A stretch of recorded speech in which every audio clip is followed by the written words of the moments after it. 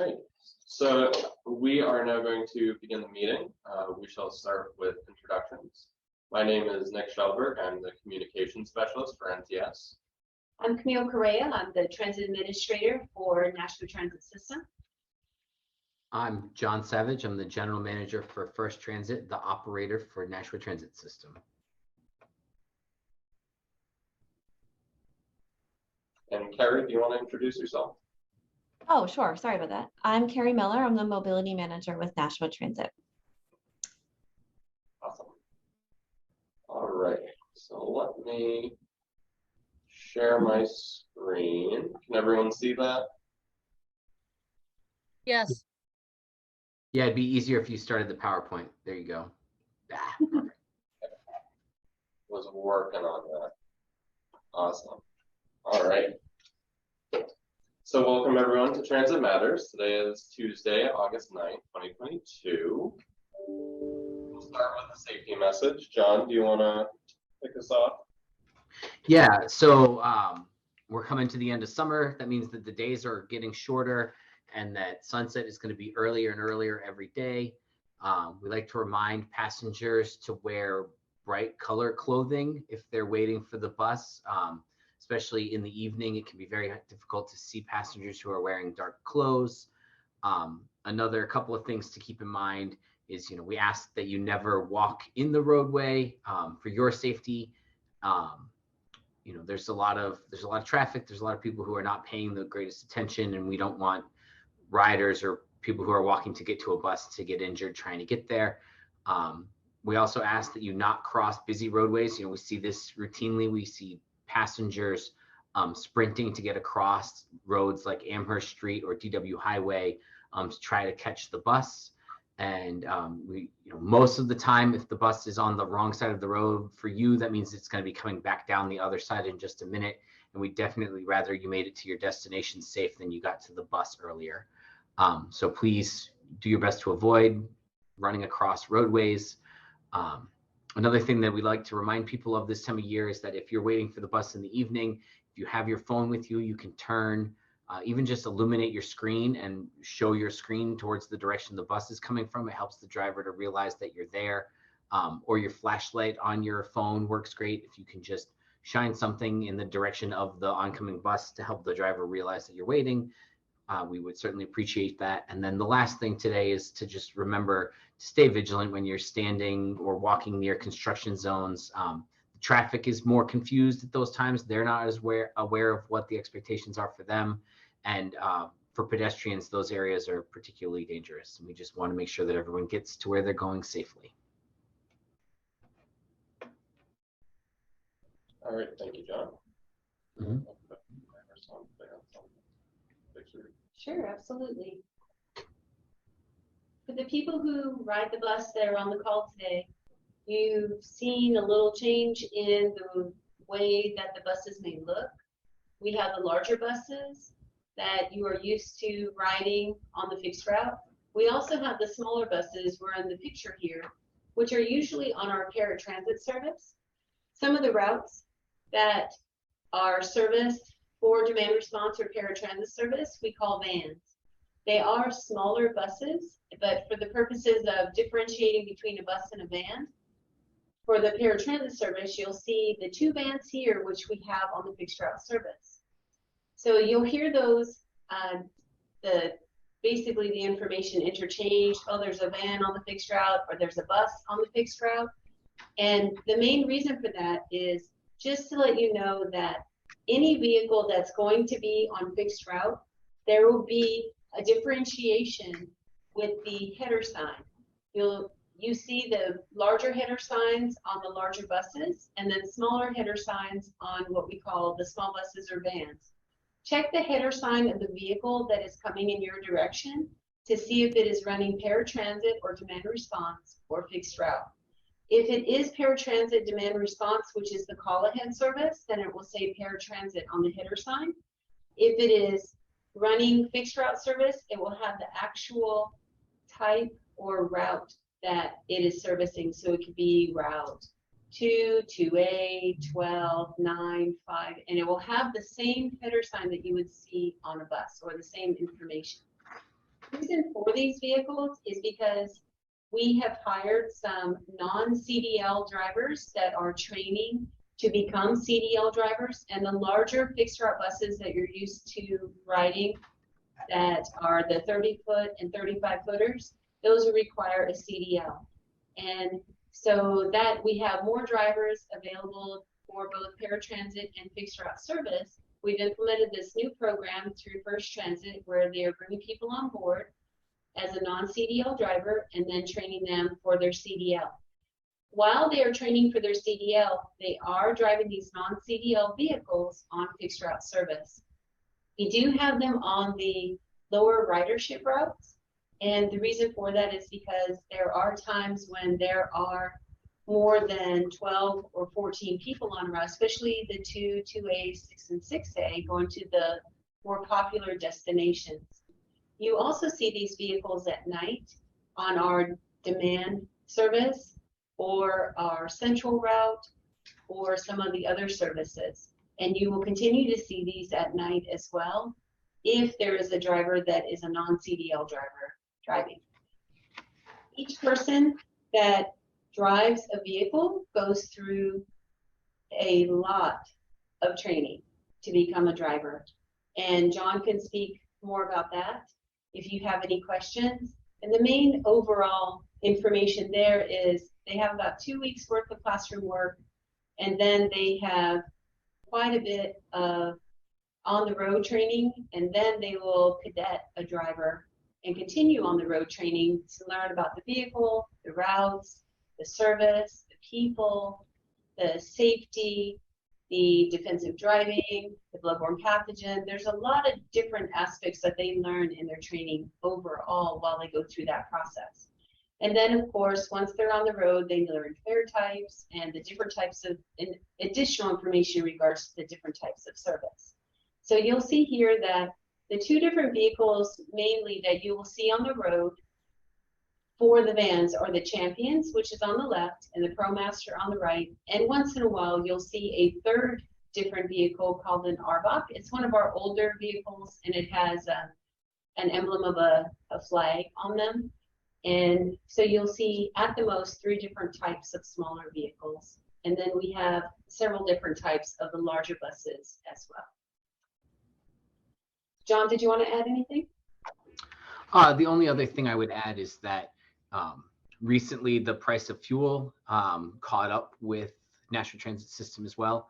And so running some of these smaller vehicles in the foreseeable future is a way for us to help to control budget. And so, before the end of the year, we're hoping to take delivery of a few more smaller buses or cutaway vans that will also end up in service, and we'll probably see some fixed route usage. And that, again, helps us to control costs. Thank you, John. You'll also see once you walk into these vehicles that some of them have seat belts and some of them do not. I think majority of them do. And when you see a seat belt, then on the larger vehicles, you won't see any seat belts, but on the smaller vehicles, you will. What we are recommending is once you walk in to just have a seat and then put your seatbelt on, because the driver is going to ask you to wear a seatbelt. John, do you have anything else you would like to add there? No, the difference between a small vehicle like these and a full-size bus is the crash safety in a smaller vehicle is lower. And so that's the reason why the seatbelts are required. For example, in the ProMaster, the weight of that vehicle is so low that it's federally mandated that it has to have seatbelts. And so that's just like a passenger car. And just like in your own car, you should wear your seatbelt. You should be wearing a seatbelt in these vans. It helps to keep you safer because they're designed around that additional step for safety. Thank you. I also just want to remind everyone that you can take our services to different places of recreation. As talked about in the last meeting, there are a variety of parks around the city in which many of our routes go to. For example, the Route 1 will go to Greeley Park, Sargent's Park, and Riverwalk. And you can take the Route 6 to Roby Park, Kirkpatrick Park, the skate park and the Y. I do want to mention that the Y is on call. So when you do board the Route 6, just let your driver know as you board that you'd like to go to the Y, and they'll make sure that you get to the Y. And then when you are being picked up, just make sure that you give dispatch a call at 603-880-0100 to let them know that you would like to be picked up from the Y, and they'll make sure that the next 6 will pick you up. Additionally, the Mines Falls stop at DHHS is the same. You will need to inform your driver that you'd like to stop there and call us at the same phone number to get back. And you can also use our website, rideBigBlue.com, to look at all the system routes and each individual route map as well to see which buses you would like to take where. I would also like to take this time to inform everyone of our upcoming events. The Hampton Beach bus is coming to an end. The last bus will be on Saturday, September 10th. This one will be going to the Seafood Festival, so very exciting there. If you do want to go, we unfortunately don't have any tickets left. However, you can show up at the transit center at the time of departure for one of the buses and hope that there are no shows. So if someone who has previously ordered a ticket does not show up, you can buy a ticket at the transit center the same day before the bus departs. We recommend that you get there approximately 15 minutes beforehand, just so that way you're not scrambling or rushing to get onto the bus if there are no shows. Additionally, we have Brewfest coming up on Saturday, August 20th.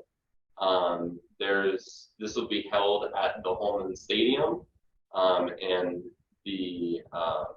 there will be a shuttle that we provide, which is a 30-footer regular bus that you would normally see on a fixed route. That'll be shuttling people to and from the transit center to Holman Stadium. Anyway. What time is the shuttle service going to start? I think it was at 12:30. I don't remember the time of the event. I'm not sure what time the event is actually starting, but the shuttle service from Elm Street or from the High Street Garage starts at 12:30 and continues until 5. So the first shuttle pickup will be at 1 o'clock. Oh, 1 o'clock. Okay. Thank you. And we can post more information on Facebook and our social media and our website beforehand as well.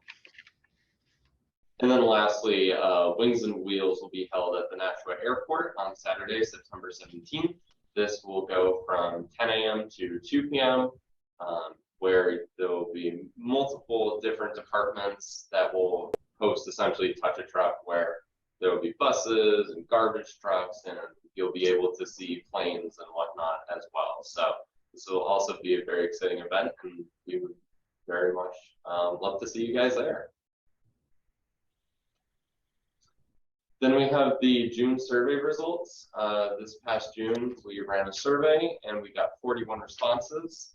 Some of the highlights that we got were that 46% of respondents are 60 or older. 57% of respondents take the bus to get to work. Just almost 60% of respondents ride the bus at least 3 or more days a week. And of that 59%, 27% ride 5 or more days a week, and 32 ride between 3 and 4 days per week. And the most popular routes were the 2A, the 6A, and the 6. We also did receive important feedback, and we just want to make it transparent that we have received it and just want to share what we have gotten. So in terms of service extensions, a lot of people would like to see our service extend to the Merrimack Premium Outlets, the Hudson Walmart, and the Manchester Boston Regional Airport. So whenever we have the ability to expand, we will definitely keep these in consideration, and we will do whatever we can to see if we can bring that service to you guys. Additionally, a lot of people commented that they would like to see service extended to Sundays and earlier on Saturdays, and for us to integrate live tracking software. We are currently working on getting the live tracking software. Hopefully that will be available sometime next year. We are currently working on a contract and finding a vendor for that. And additionally, some riders have reported that the interiors of our buses are not as clean as they are before. We're trying our best to stay on top of vehicle maintenance. Currently, we do have a worker shortage, so there aren't as many people as before to get around cleaning the buses, but we are doing everything we can. But we do appreciate when anyone lets us know that there is an issue or a bus is particularly dirty. So yes, we do appreciate that. Anything you'd like to add to the slide? Nope, not addition. Okay. Transit Center renovations. We've been talking about the Transit Center renovations, I believe, for a few years now. It was talking about implementing it, the design of it, some pictures about what it's going to look like when it's put together, and then during the construction, providing feedback and updates and letting people know when we would be changing phases at the transit center and where the platforming of the buses will be held. It looks as though we are moving into the final couple of phases. One of the phases was to do the rework on the sidewalk between the transit center and City Hall. That got accomplished. And then we were going to be moving forward with the final phase, which was the stamped asphalt, which would be platforming the buses on Elm Street, because in order to do the stamped asphalt, the company or vendor that will be providing the service will need the whole transit center at the same time. Well, between doing the rework of the sidewalk and the stamped asphalt, they paved the north side roadway. What was found after the roadway was paved is that the water does not run off properly with some of the sloping of the pavement, and also some of the areas are not as smooth as they should be. So there will be rework on the north side of the roadway before the stamped asphalt. That is an undetermined date. However, it is anticipated that that will be done within the next 3 weeks, and we will keep you updated at least a few days in advance as soon as a known date is available for both the repaving of the north side roadway and a portion of Garden Street that was all done at the same time, and a little bit of Elm Street, and right in front of the parking garages, all at the same time. And then the stamped asphalt should be done within about a week or two after the paving is done. We apologize for additional work that needs to be done to the transit center, which of course has delayed the opening of the transit center for everyone to be able to use on an ongoing basis. And during that time of both the paving and the stamped asphalt, the buses will be platforming on Elm Street, as I mentioned. We did have a very short time period when they were doing the paving a few weeks ago that the buses were platforming on Elm Street, and thank you to everyone who helped each other out to tell each other where the buses were located, and also being very safety conscious by walking on the sidewalks and crossing the road in crosswalks as well. If you have any questions for us, please comment on Civic Engage and provide some information to us. Give us a call. And also at the end of this presentation, please feel free to ask any questions you may have.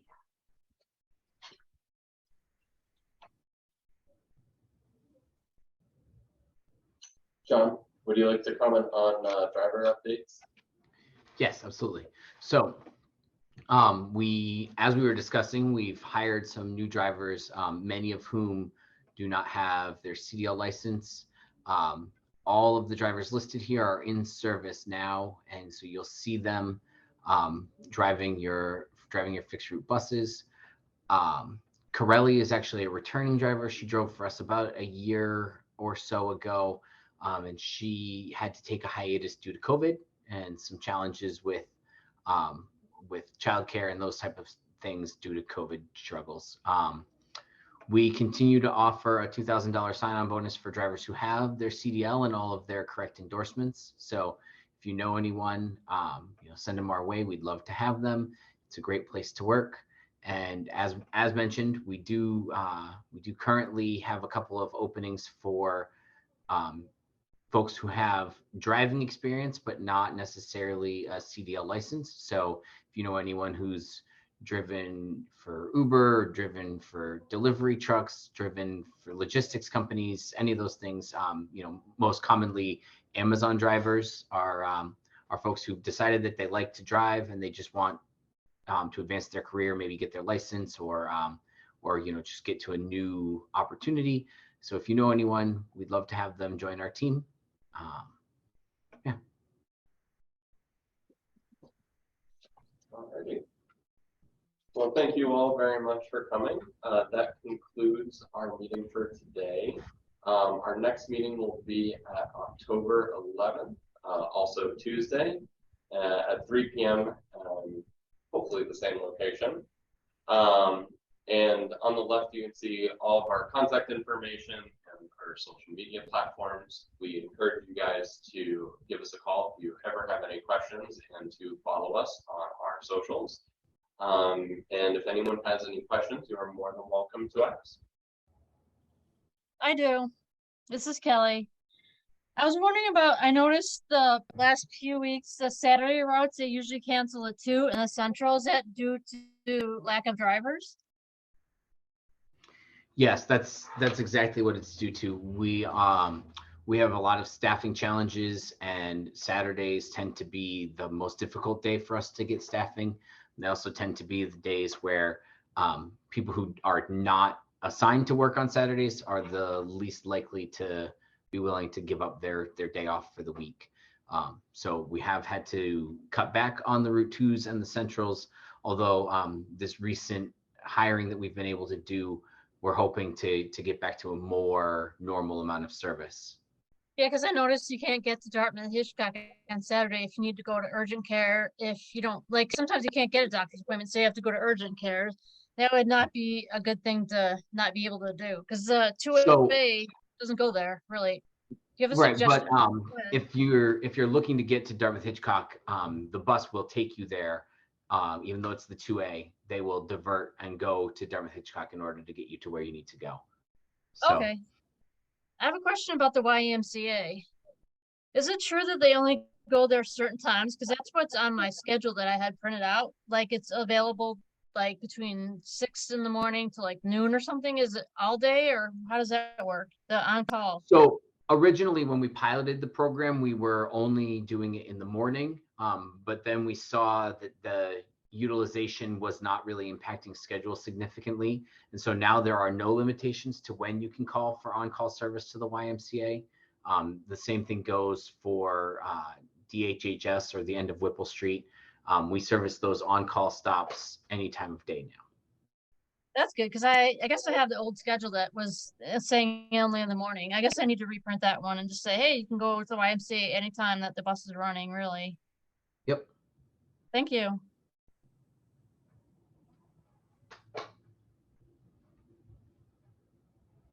I don't know if I'm signed up for the renovation alerts. I probably am because I get the alerts from the city when they do paving and other things like the notice for this.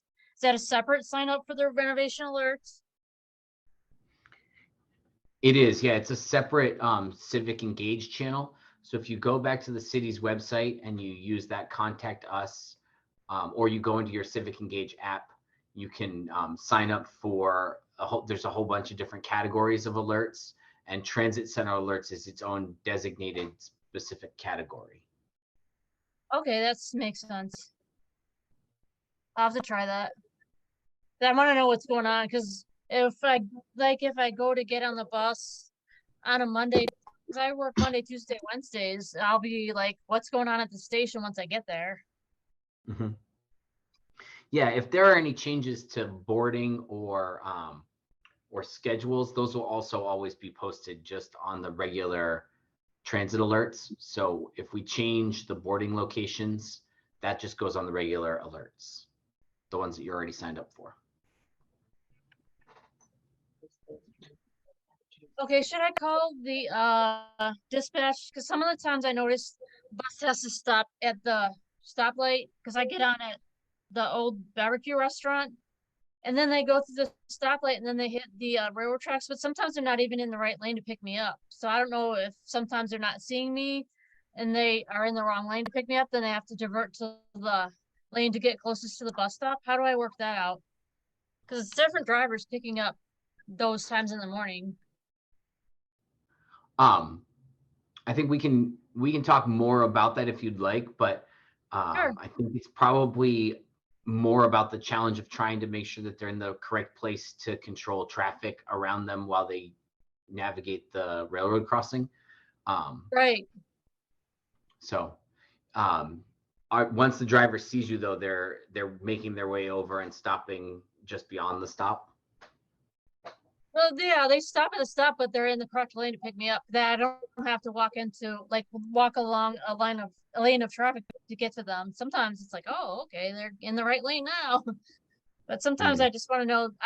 Because one driver, I said, will you be doing this route like next week? Because I only worked the 3 days, and they didn't really give me an answer. But then I noticed it was the same driver, and they were in the right lane once they hit through the railroad tracks, so they did it correctly.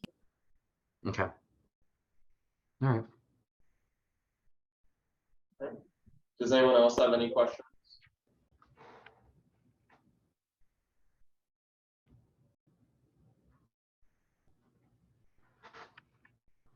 All right. Well, if anyone does think of any questions later on, you can always contact us on our website or on our social media.